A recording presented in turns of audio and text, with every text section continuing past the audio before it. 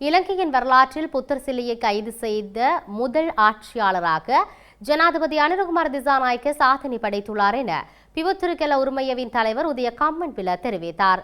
புத்தரை கைது செய்வதற்கு சமமாக இடம்பெற்ற இந்த சம்பவத்தால் ஒட்டுமொத்த பௌத்த சமூகமும் அதிர்ச்சி அடைந்துள்ளது எனவும் இவ்வாறான சம்பவங்களுக்கு முற்றுப்புள்ளி வைப்பதற்காக நாளைய பேரணி இடம்பெறவுள்ளதாகவும் கொழும்பில் இடம்பெற்ற ஊடகவியலாளர் சந்திப்பில் அவர் கூறினார்.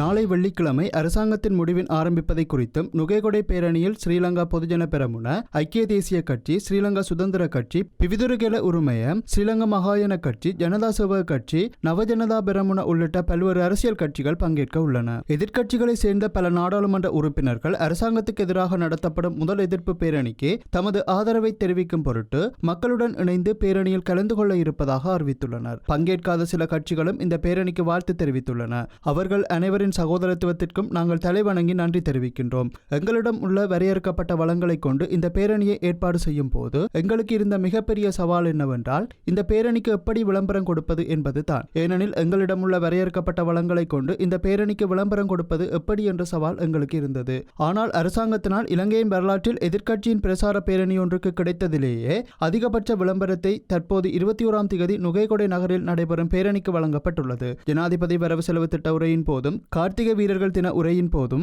ஏன் நாடாளுமன்றத்திற்கு ஓடிச் சென்று திருகோணமலையில் புத்தர் சிலை பற்றி பேசிய போதும் நுகேகொடை பேரணியை நினைவுபடுத்துவதற்கு மறக்கவில்லை. அரசாங்கத்தின் அமைச்சர்கள் மற்றும் நாடாளுமன்ற உறுப்பினர்களும் தினமும் நினைவுபடுத்தி இந்த பேரணியை வெற்றி பெறச் செய்ய அரசாங்கத்தின் பக்கத்திலிருந்தும் எங்களுக்கு வழங்கிய அந்த ஆதரவை நாங்கள் மிகுந்த நன்றியுடன் நினைவு கூறுகின்றோம். பிக்குகளை தாக்கி புத்தர் சிலையை அகற்றுவதற்கு போலீசாருக்கு ஆலோசனை வழங்கியது நாங்களா? உண்மையில் இலங்கை வரலாற்றில் புத்தர் சிலையை கைது செய்த முதல் ஆட்சியாளராக ஜனாதிபதி அனுரகுமார திசாநாயக்க சாதனை படைத்துள்ளார். எனவே பெருமழை பெய்தாலும், காற்று வீசினாலும், அரசாங்கம் ஊரடங்கு சட்டம் விதித்தாலும், அரசாங்கம் இந்த பேரணியை தடை செய்தாலும் 21ஆம் திகதி மாலை நுகேகொடை நகரில் இந்த பேரணி நிச்சயம் நடைபெறும்.